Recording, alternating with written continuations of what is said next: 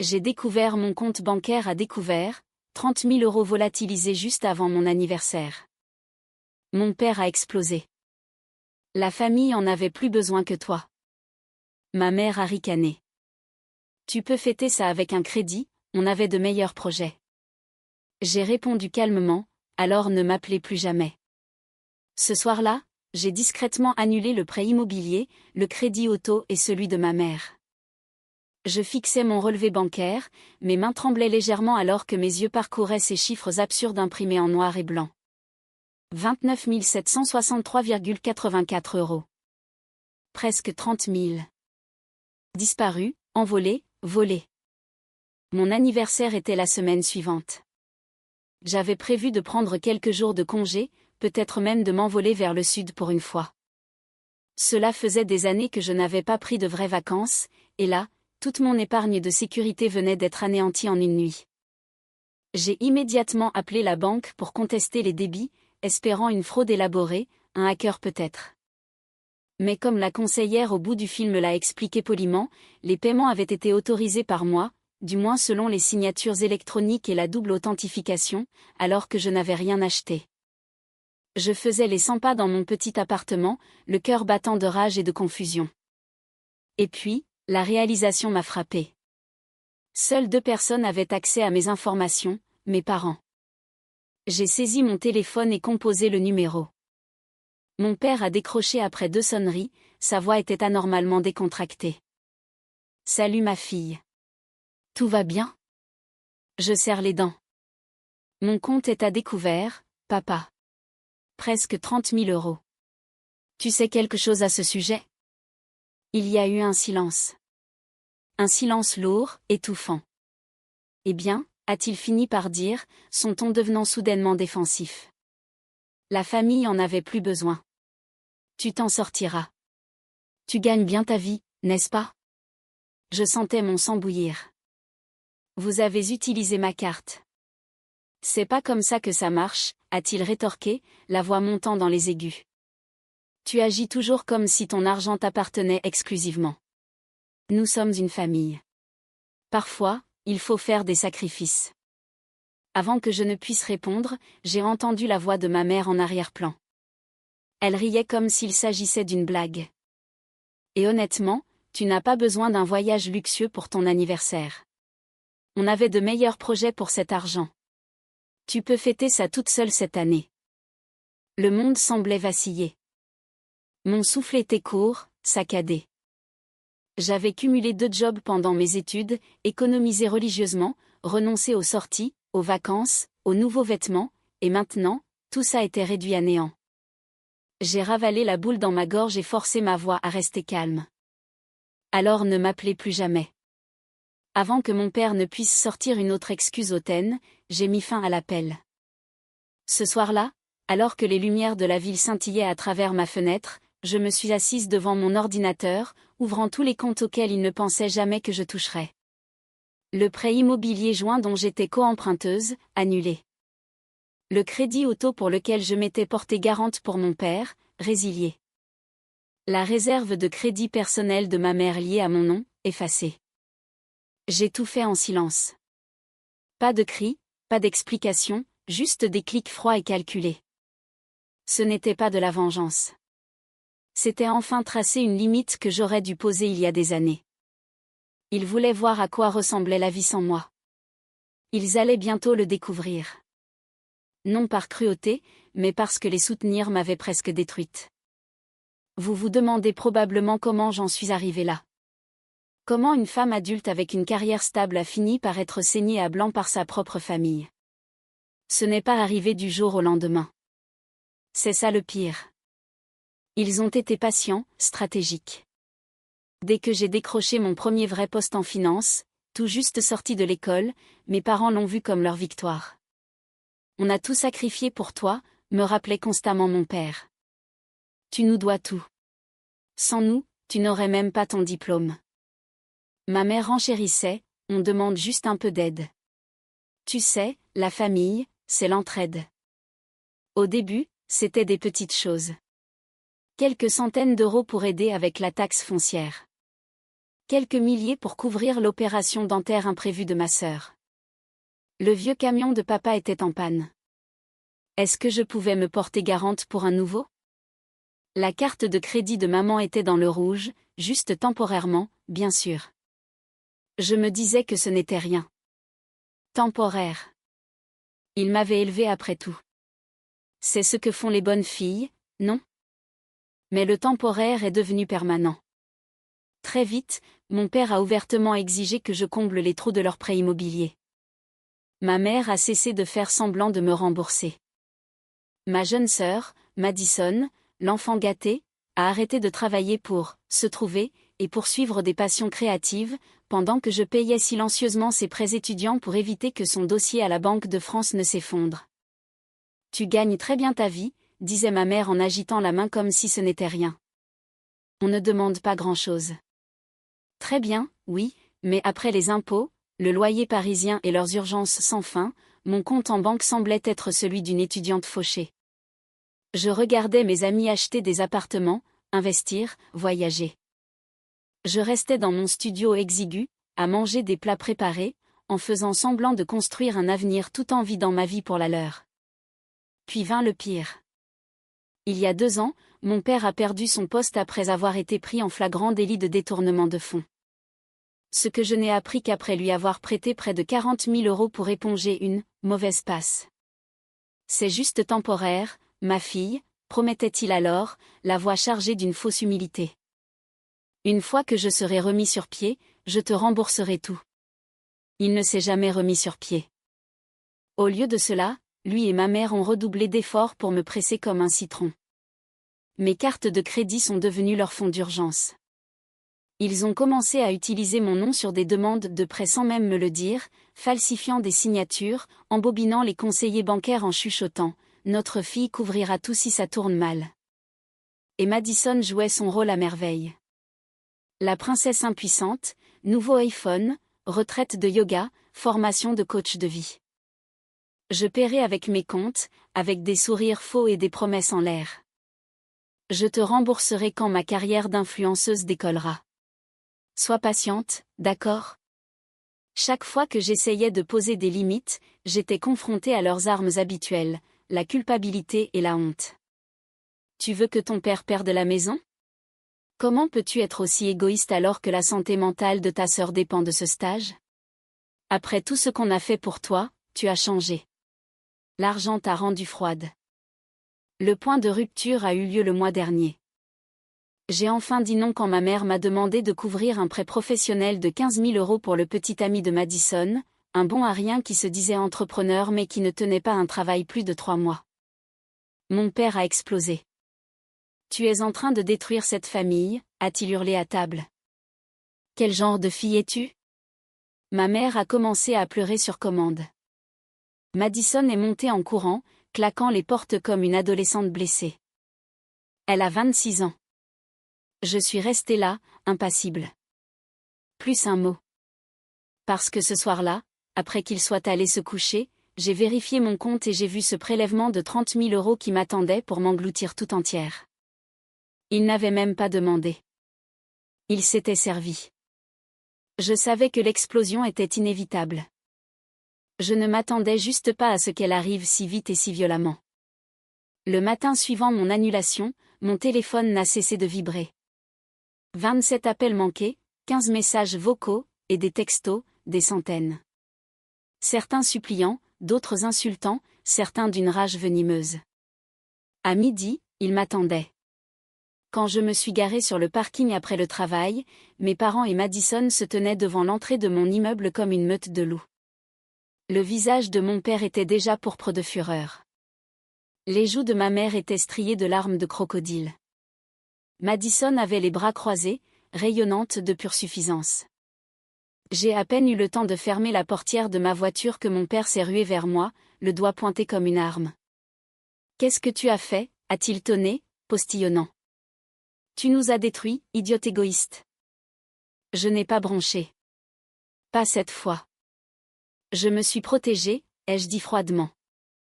Ce coquin de vous n'a jamais pris la peine de faire pour moi. La banque a appelé ce matin, a-t-il hurlé. Le prêt est gelé. La voiture a été saisie. Les cartes de ta mère sont bloquées. De quel droit? Le droit, ai-je ricané. Vous m'avez volé. Vous avez falsifié mon nom sur des prêts. Vous avez vidé mes cartes. J'ai passé des années à couvrir vos erreurs. Maintenant, assumez les conséquences. Nous sommes une famille, a hurlé ma mère. Comment peux-tu faire ça à tes propres parents? Sa voix s'est brisée comme du verre, mais ses yeux restaient froids et manipulateurs. Les mêmes yeux qui m'avaient culpabilisé toute ma vie. Une famille ne vole pas, ai-je tranché. Une famille ne ment pas. Une famille ne m'utilise pas comme un distributeur de billets. Madison a fini par intervenir, sa voix dégoulinante de condescendance. Oh, pitié. Tu joues la comédie. Tu gagnes bien ta vie. Tu n'utilisais même pas la majeure partie de ce crédit. On avait juste besoin d'un peu d'aide. 30 000 €, ce n'est pas un peu d'aide, ai-je rugi, ma voix résonnant sur la façade de l'immeuble. Vous avez drainé mon épargne. Vous avez détruit mon dossier de crédit. Vous avez pris mon avenir et vous le servez sur un plateau comme si je vous devais ma vie entière. Je n'étais pas en colère. J'étais épuisée. Et je l'ai enfin dit à voix haute. Madison a levé les yeux au ciel comme une adolescente gâtée à qui on refuse un jouet. Dieu, tu te prends pour une sainte. Tu n'aurais même pas ce poste si papa ne t'avait pas poussé. On t'a tout donné. Non, ai-je grondé. Vous avez tout pris et je vous ai laissé faire. Mais plus maintenant. Mon père a fait un pas de plus, son visage à quelques centimètres du mien. Sa voix est tombée dans un grognement bas et dangereux. Tu te crois supérieur à nous maintenant? Tu penses être trop bien pour ta famille? Tu n'es rien sans nous. Tu vas regretter ça. Non, ai-je dit calmement. La seule chose que je regrette, c'est de ne pas vous avoir coupé les vivres plus tôt. Son visage s'est crispé, les veines saillantes sur ses tempes. Tu nous dois tout. On t'a donné la vie, et tu la dépenses comme si c'était ton compte en banque. J'ai répliqué, j'ai cumulé 2 boulots pendant la fac alors que Madison partait en week-end bien-être. J'ai vécu dans un placard à balai pendant que vous achetiez à papa sa 3e voiture de luxe. Chaque fois que je progressais, vous trouviez de nouveaux moyens de me tirer vers le bas. Ça suffit. La voix de ma mère est devenue soudainement aiguë, hystérique. Nous sommes tes parents. Tu es censé prendre soin de nous. Je ne suis pas votre plan de retraite, ai-je dit, la voix froide comme l'acier. Je ne suis pas votre garantie bancaire. Je ne suis pas votre esclave. Les voisins commençaient à se rassembler, des têtes pointant aux fenêtres, les portes entr'ouvertes. Des visages curieux observant l'effondrement de la famille en plein jour. Et puis, comme une horloge, est venu l'acte final, la manipulation. Ma mère est tombée à genoux sur le béton, sanglotant bruyamment pour une performance maximale. S'il te plaît, a-t-elle gémi. Si tu nous abandonnes, on perdra tout. La maison, la santé de papa. Madison sera à la rue. Alors peut-être que Madison devrait trouver un travail, ai-je dit brutalement. Peut-être que papa devrait arrêter de vivre au-dessus de ses moyens. Et peut-être que tu devrais enfin prendre tes responsabilités pour le désastre que tu as créé. Monstre sans cœur, a hurlé Madison. Nous sommes ta famille. Nous avons besoin de toi. J'ai secoué la tête, en les regardant, en les voyant vraiment pour la première fois. Non, vous n'avez pas besoin de moi. Vous avez besoin de mon argent. Vous avez besoin de mon crédit. Vous avez besoin de quelqu'un pour nettoyer après vos échecs sans fin. Mais vous n'avez jamais eu besoin de moi. Vous ne m'avez même jamais vu comme une personne, seulement comme un portefeuille.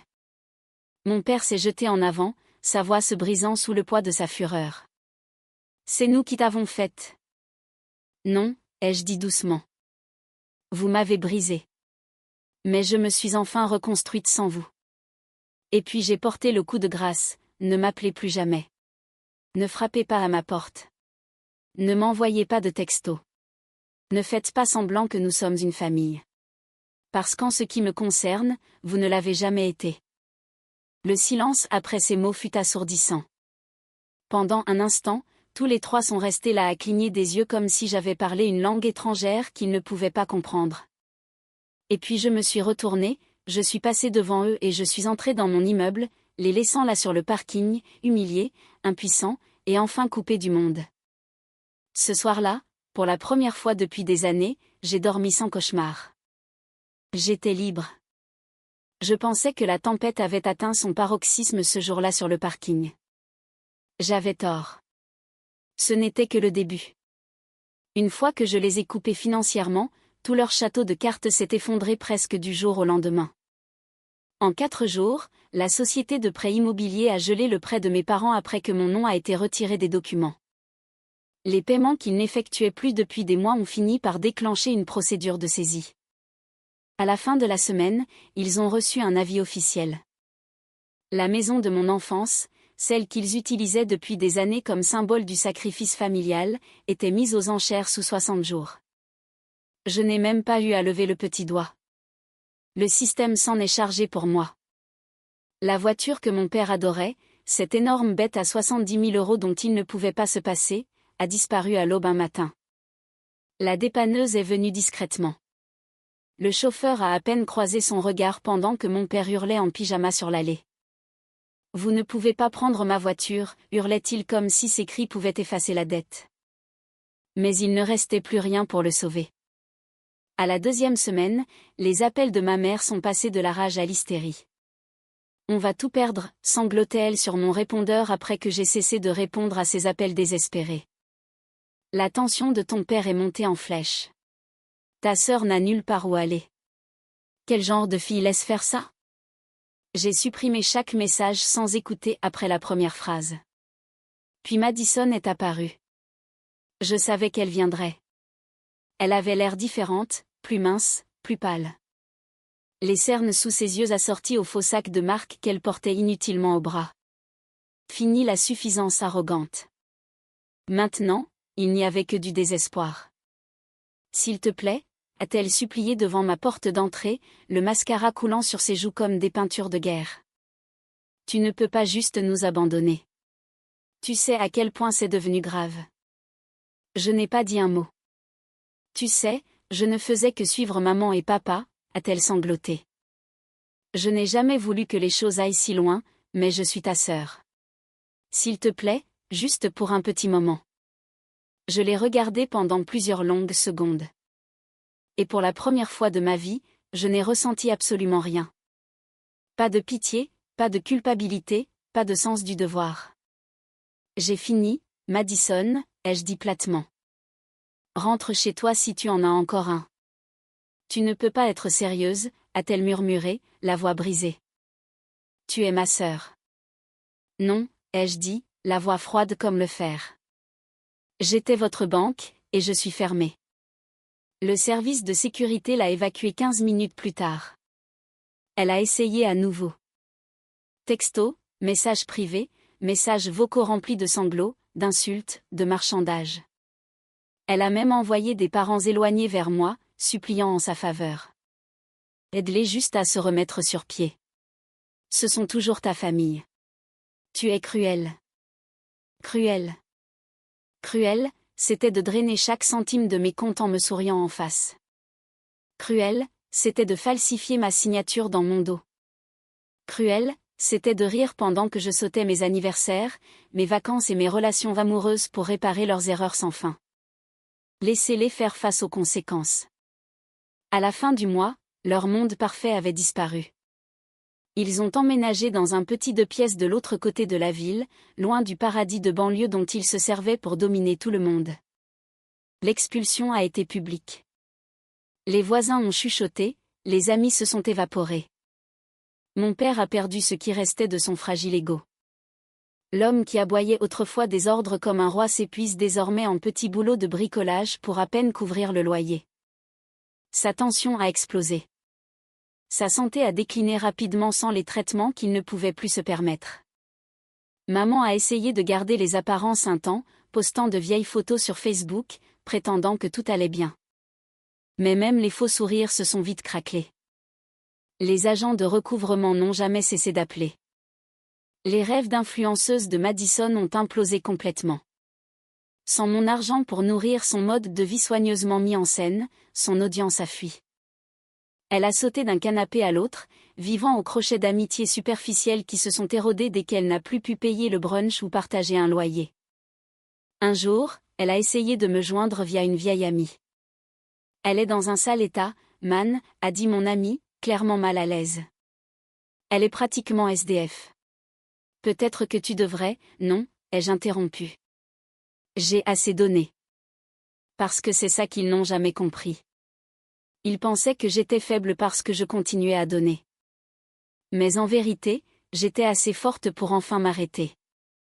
Et une fois que je l'ai fait, ils se sont effondrés sous le poids de leur propre sentiment de droit.